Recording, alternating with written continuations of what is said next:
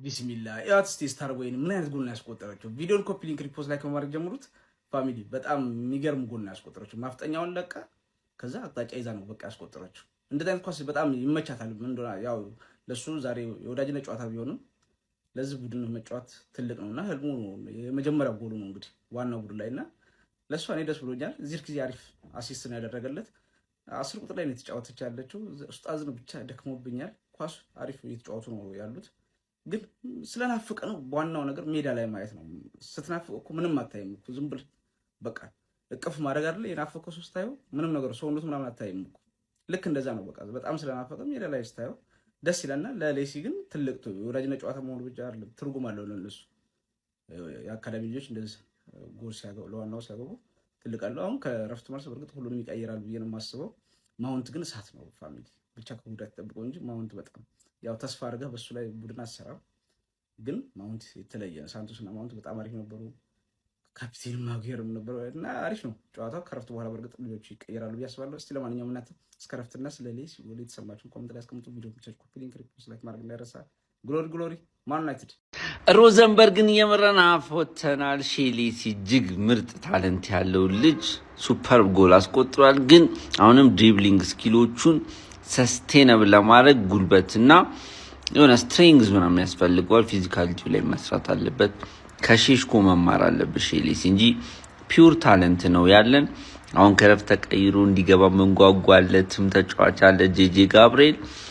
ሌላ የሌኒዮሮ ኤክስፐሪመንት ቀጥሯል። ፉል ባክ ነው የተጫወተው። ራዲኤል ቪቴክ ያው አይጠቅመንም ግን አሪፍ በረኛ ነው። ማጓየር አሁን ማጓየር ባወራ ሌላ ነገር ነው የሚመስላችሁ እንጂ እኔ እግዚአብሔርን ማጓየርን ስታርቲንግ ላይን አፕ ይዘን የትም አንደርስም። በቃ ስኳድ ፕሌየር ነው መሆን ያለበት። ሰው ሲጎዳ መጓት ነው ያለበት። በጣም የሚቀረው ተጫዋች ነው። አንድሬ ሳንቶስ ፖዚቲቭም ኔጌቲቭም አለው። ዶርጉ አሪፍ ነው። ወደፊትም ወደኋላ ይሄዳል። ሜሰን ማውንት እጅግ ተፎካካሪ መሆን የሚችል ሚድፊልድ ማስተር ወርክ ነው ሲሰራ የነበረው። ለማንኛውም ሰከንድ አፍ ደግሞ አይተረክት እናደርጋለን። ዩናይትድ እየመራ ነው። ይመቻችሁ። ማንቺዬ እንግዲህ በሁለተኛ ፍሬንድሊ ጨዋታው የመጀመሪያ ጎሉን በሌሲ አማካኝነት ፈርስት ሃፍ 1-0 እየመራ ወጣል። እቺ ልጅ ደስ የምትለኝ አንድ ነገሯ ቢኖር በጣም ፓወር አላት። ሹት ምናምን ማድረግ ትችላለች። ከዛ ውጭ ታታሪ ናት። ይሄ ጥፋት ምናምን እንደ ህፃን ታይባታለህ፣ ግን በጣም ታታሪ ናት። እኔ ጥሩ እድገት ታሳየናለች ብዬ የማስባት አይነት ተጫዋቾች ውስጥ አንዷ እሷ ናት ማለት ነው። ቀጣይ ደግሞ እነ ጄጄን በደንብ እንመለከታቸዋለን። በዚህ ጨዋታ ያው የምትገመግሙበት አይነት ጌም አይደለም፣ ያን ያክል ብዙ ነገር የታየበት ጨዋታ አይደለም። ግን እነ ጄጄን እነ ሌሲን የመሳሰሉ ተጫዋቾችን በደንብ የምታዩበት አይነት ጨዋታ ነው። ከዛ ውጭ አሁን ሰከንድ ሃፍ ቴሌማንስ ምናምን መግባታቸው አይቀርም። የት ነው የምናየው? እንዴት እያየው ነው? ይሄና ትልቁና ጥሩ ጥያቄ። በዚህ ቴሌግራም ቻናል ገብታችሁ ቁጭ ያደረኩላችሁ ሊንክ አለ። በዛ ሊንክ መሰረት ጽድት አድርጋችሁ ማየት ትችላላችሁ። እኛም በዛ ነው እየተመለከትን ያለን። ሼር፣ ኮፒ ሊንክ፣ ሪፖስት ማድረግ እንዳይረሳ። ይመቻል። አረሽኔሲ ማሻአላ ያሳድግ ምን አይነት ፈላ 100 ሚሊዮን ተጫዋች ነው የሚታየኝ። በቃ ኦሊሴ በለው ራሱ አንድ እንደዚህ ነው እንጂ እንደዚህ ነው አይተዋል። ግርጽ እኮ ነው አባቴ። እንደዚህ ጀመረ። እኔ ቀጣመት በፈላ ነው ፕሪሚየር ሊግ በፈላ በትላልቆቹ ሻምፒዮንስ ሊግ ብቻ ነው የምትጮተው። በቃ እዴ አጨብጭበናል። አብታይም አንድ ባዶ እየመራን ነው።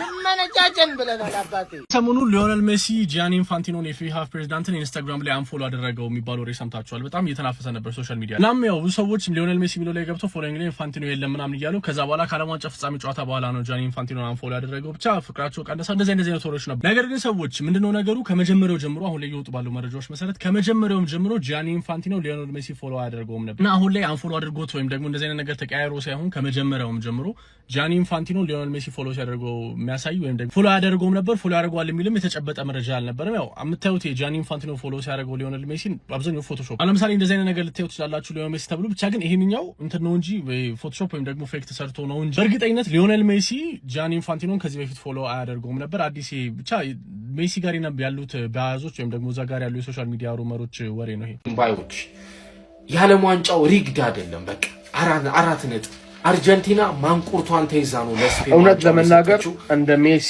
ትልቅ ፋን እንደ ሜሲ ትልቅ ወዳጅ ይሄ ዓለም ዋንጫ ፍጻሜ ከስፔን ጋር የነበረው ሪጅድ ነው ማለት እውነት ለመናገር እኔም አላምንበትም። ስህተት ነው ብዬ ነው ማስበው። ሜሲ ፋን እንድትረዱ ስለፈልግም የሚወሩት ይሄ ኮንስፓይሬሲ ምናምን ነገሮች እኔ የማላምንበት ነገር ነው። ወደፊት የሚባለው ነገር ነው ያለ፣ ግን እኔ አላምንበትም። ምክንያቱም ማርቲኔዝ ያ ሁሉ ሹቶን ታርጌት ያ ሁሉ ኳስ ሲደበደብ ቆይቶ እንደዛ ሲታግሉ ነበር እኮ አርጀንቲናዎች ስላልቻሉ ነው። እኔ እኮ ፈረንሳይ ከስፔን ሲጫወቱ የስፔን አጫዋወት ለአርጀንቲና አይሆናትም ፈረንሳይ ትለፍ ብዬ ቪዲዮ ዛሬ ከፈረንሳይና ከስፔን ማን ይለፍ? እንደኔ ልለም መችለው ስፔን እንድታልፍ አልፈልግም። ሜሲ እንዲበላ ከፈለኩ ማለት ነው። በቃ ጨዋታውን ማኔጅ ማድረግ አልቻልንም። በፍጹም ብልጫ ነው ስፔን ያሸነፈችው። እኔ የዛን ሰዓት እየቋጠርኩ ያለሁት እንደ ድንገት የሆነ ካውንተር አታክ ቢፈጠር ለፔናልቲ ብንደርስ እያልን ነበር ስንቋጥር የነበርነው እና ሜሲ ፋንስ እኔ በእንደዚህ አይነት ኮንስፓይሬሲ ነገሮች አላምንም። ነገር ግን ይሄንን እየተናገራችሁ ያላችሁ ሰዎች ደግሞ እዛ ጋር ሜሲ ጎልደን ቦሉን ተዘርፏል። ማንም ሰው ሊያስረዳኝ አይችልም። ጎልደን ቦሉን ሜሲ አልተዘረፈም ቢለኝ በሮድሪ ማንም ሰው ሊያሳምነኝ አይችልም። ሜሲ ተዘርፏል ጎልደን ቦሉ። እኛ ምንም ችግር የለብንም፣ ግን ፌር አይደለም ነው። እሱን እንድታውቁ ፈልጋለሁ። ባለፈ ግን ይሄን ኮንስፓይሬሲ ቲዮሪ እኔ አላምንበትም። በቃ እኔ አላቅም። እኔ ወደፊት የሚባለው ነገር እናያለን። ግን እማምነው ነገር ምንድነው ሪጅድ ባይሆንም አርጀንቲና ተጫዋቾች ላይ የደረሰ የሆነ ኢንፍሉዌንስ እንዳለ ከእግር ኳስ ውጪ የሆነ ነገር ያው የፖለቲካው ጉዳይ አለ አይደል? ከእንግሊዝ ጋር የተነካካው ነገር የሱ ነገር የሆነች ነገር ያው ቲሙን እንደረበሸው ነው የሚገባኝ እኔ የምረዳው ካለው ነገር አንፃር ማለት ነው። ከዛ ባለፈ ግን እውነታው ይሄ ነው። ሜሲ ፋንስ እኛ በርቃችን አይደለም፣ ዓለም ዋንጫ አለን፣ ሁሉም ነገር የፈጸመ ተጫዋች ሊዮኔል ሜሲ አለልን። ይመቻችሁ። ለማንኛውም ግን እናንተም እውነታውን አውጡ። ሜሲ ጎልደን ቦሉን ተዘርፏል። እሺ አሁን ላይ ደግሞ ሜሲ ፋንስ ምን የሚል ነገር ይዘው መጡ? አርጀንቲና ሆን ብላ ነው በፍጻሜ ጨዋታ የተሸነፈችው የሚል ነገር ይዘው መጡ። ያው ሜሲ ሴራው ስላልተሳካለት ኢንፋንቲኖን አንፎሎ ካደረገ ማግስት ደግሞ የሜሲ ደጋፊዎችና የቀድሞ የአርጀንቲና ተጫዋቾች እና አጉዌሮ እነ ዲ ማሪያ ምናምን ሆን ብላ ነው የተሸነፈችው አርጀንቲና የሚል ጽንሰ ሐሳብ ይዘው መጡ። ለምን ሲባል አርጀንቲና በፍጻሜ ጨዋታ እንደዚህ አይነት ውርደት እንደዚህ አይነት ቅጥቀጣ አያጋጥማትም ነበር። ኧረ እባክህ ከኬፕ ቨርዲ ጨዋታ ጀምሮ ኤክስትራ ታይም እየገባ በተራ ቲም እየተለጠለጠ 2 ጎል እየተቆጠረበት የመጣ ቲም በኬፕ ቨርዲ ተፈትኖ በግብጽ ተፈትኖ በስዊዘርላንድ ተፈትኖ እዚህ የደረሰ ቲም ፋይናል ጋር ምን እንዲያጋጥመው ነበር የፈለጋችሁ? በኬፕ ቨርዲ የተፈተነ ቲም ስፔን ላይ እንደዛ መቀለጃ መሆኑ ምኑ ይገርማል እንዴ? ፋይናሉ ጋር ብቻ እኮ አስመሰላችሁት እንደዛ የተቀጠቀጡ በተራ ቡድና እንዴ ቶፕ 50 ውስጥ በለለ ቡድን አይደል እንዴ እንደዛ ሲፈተኑ የነበረ። የአርጀንቲና ብሔራዊ ቡድን እኮ በሜሲና በሞራል ብቻ ነው እዚህ የደረሱ። ትንሽ አታፍሩም ግን እንደው ጨዋታው ተጨሮ እንዴ? ኧረ በመድኃኒዓለም ማለት እኔ መሀይምነታችሁ በጣም ይገርመኛል። በኬፕ ቨርዲና በግብጽ እንደዛ የተፈተነ ቲም ፋይናል ጋር ምን እንዲያጋጥመው ፈልገ ነበር።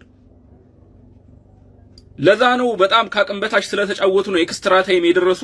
ካቅም በታች ስለተጫወቱ ነው እንደዛ ቦክስ ቀረሽ ፍልሚያ ከስፔን ተጫዋቾች ጋር ሲያደርጉ የነበረ። እስቲል ዋንጫውን ካጡት በኋላ እንኳን ጨዋታው ከተጠናቀቀ በኋላ እንኳን ያን ያህል ቦክስ የነበረ ካቅም በታች ስለተጫወቱ ነው። እኔ ስለ ድንቁርናችሁ ማውራት አልፈ ያ አጉዌሮ የተባለ ከብትስ መችም እና ያ ዲ ማሪያ ሁለቱም ከብት ናቸው። ጀምራ አርጀንቲናዊ ሆኖ ጤነኛ ተጫዋች የለም። ሜሲ ይሻላል እንደው ከሁሉም በአንጻራዊነት። ከብት ሀገር ነው እግዚአብሔር ከነደጋፊው ጭምር